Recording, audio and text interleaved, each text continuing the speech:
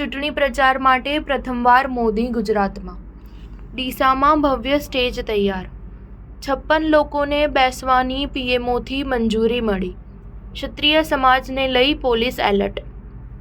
લોકસભાની ચૂંટણીનો પ્રચાર જોરશોરથી ચાલી રહ્યો છે, જેમાં વડાપ્રધાન નરેન્દ્ર મોદી આજથી ગુજરાત પ્રચારના શ્રી ગણેશ ડીસાથી કરવાના હોવાથી ડીસામાં વડાપ્રધાનની જાહેર સભા અંગેની તૈયારીઓ પૂર્ણ કરાઈ છે। ડીસામાં બપોરે 3:30 વાગે સભા હોવાથી સભા મંડપમાં મિસ્ટિંગ કુલિંગ સિસ્ટમ લગાવી લોકોને ગરમીથી બચાવવાના પ્રયાસ કરાઈ રહ્યા છે।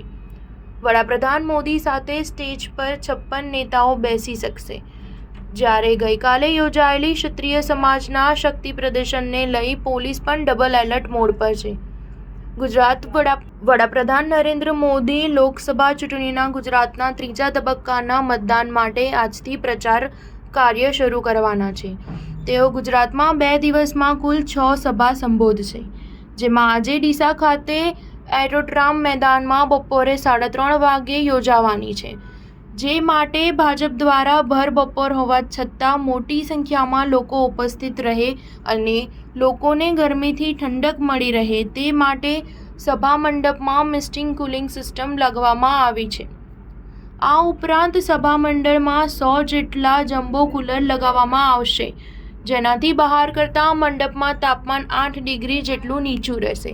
સ્ટાર ન્યૂઝ 7 હંમેશા સચ્ચાઈની સાથે।